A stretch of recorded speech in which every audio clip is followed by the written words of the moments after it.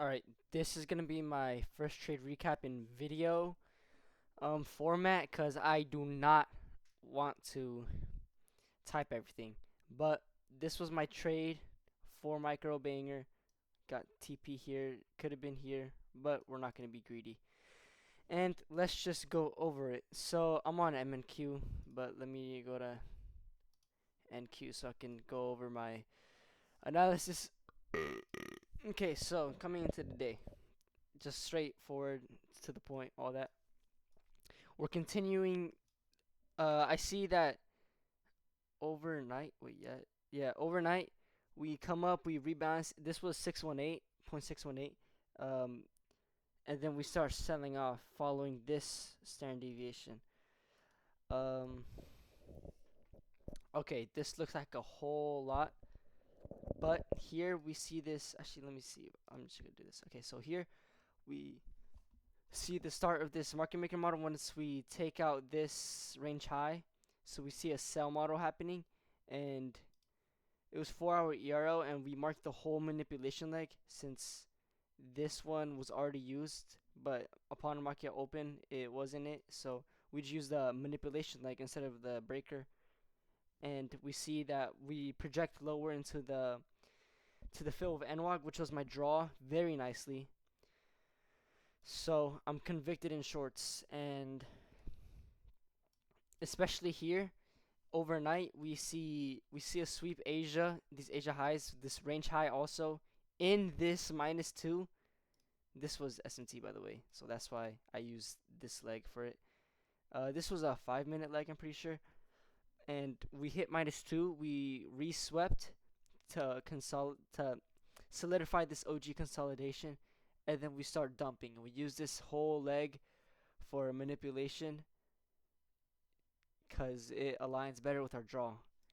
And I already wanted this fill of NWAG to be the draw, also because EQ is down here, so I wanted to run to discount before going to all-time highs, because again, we have all-time highs is definitely the long-term draw, well, semi-long-term, because all that low resistance liquidity and everything, but we don't have to hit it tomorrow. So I'm very happy with this retrace. I very much wanted this retrace.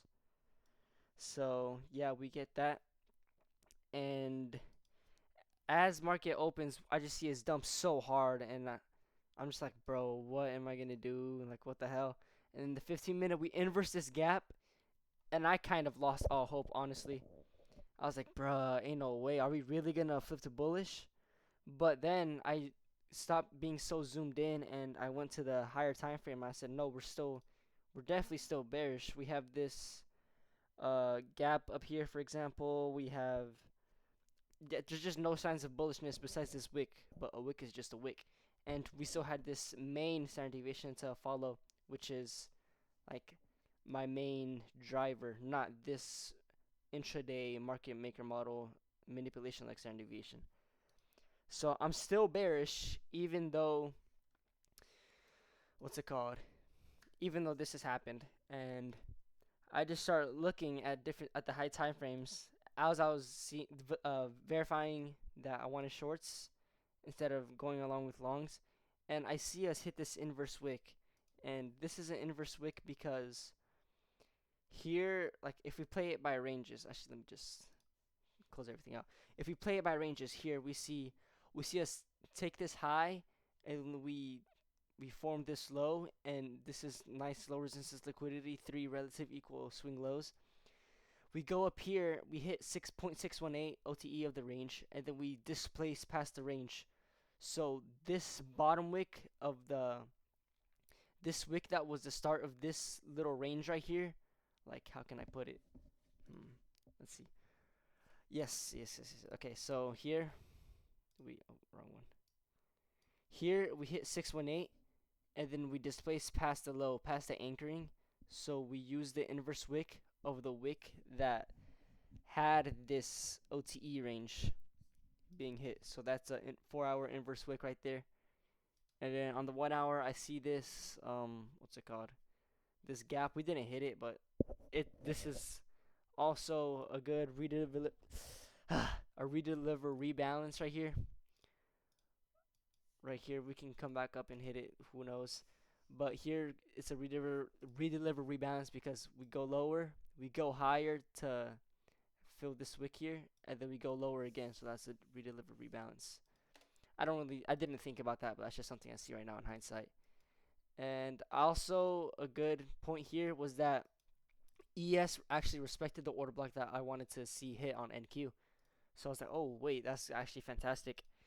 And so I was digging, and on the 1 minute I just marked out this hindsight 1 minute leg, 1 minute breaker leg here that we used for longs earlier. Right here we use this for longs, and we see this -2 align absolutely perfectly with what we just ticked. And here this OTE was just this range right here. It was this it was just the current 15-minute range. I wanted to use this leg because the 15-minute is the time frame alignment to the 4 hour, so I wanted the current range to be hit before going lower. So we tick 618, the inverse wick, and 15-minute order block on ES and -2. So I'm like, oh yeah, time to get horny. But I was a little late to the move. I didn't anticipate it. I didn't predict it. So by the time we were like on this candle about to close it, I was like, oh shoot, we are gone. This looks very good. And I marked the standard deviation. I see that it lines so nicely with my drawn liquidity. So I'm like, oh yeah, it's game time. And I see Mandy's about to form, so I kind of wanted to wait for a pullback to equilibrium, but we are just so gone. And I noticed that there wasn't an entry trigger for Mandy if we went up to equilibrium because we were right here. Look, because we were all the way up here. There isn't an entry trigger because we already hit this fair value gap and respected it and started seeing some forms of displacement. So I was like, oh no, we're not going back up there. So this fair value gap was a mistrade. Unfortunate, but it happens. And I was just looking for the next entry pronto. And here I saw this for value gap get formed, but honestly I'm just so slow and I wanted like make sure that my stop loss is good. Like here this would have been the stop loss because this is the wick that interacted and respected this inverse for value gap. So this would be a good invalidation point, but this is just way too many points to enter off with this value gap. So I was like, nah, let me just wait for something else. I wanted this order block right after with stop loss here. This is a very good entry actually, but after we saw this BBC candle, I was like, that's like some good displacement. I don't think we don't need to go up there, you know what I mean? Like we can leave this order block untouched and everything will be okay. So yeah, massive 1 minute bearish order flow, and I see this imbalances hit, and it was also in equilibrium, and I was like, oh yeah, this looks fantastic. But at the time I didn't limit the fair value gap because I still wanted this because we had a good pump going, honestly. Like this leg up before this wick was made, respecting the gap, we made this move fast. So I thought that we would for sure hit the order block, so I left my limit there. But then the candle closed and we respected this. And the next candle opened, and as the candle's printing, I'm like, oh man, what the hell? What should I do? We just respected this very nicely. I was like, man, we just formed this nice rejection wick double PD array. So let's just limit this instead. And I can bring my stop loss up here. This is definitely a point of invalidation because if we go all the way up here past the candle that formed the fair value gap, I'm cooked.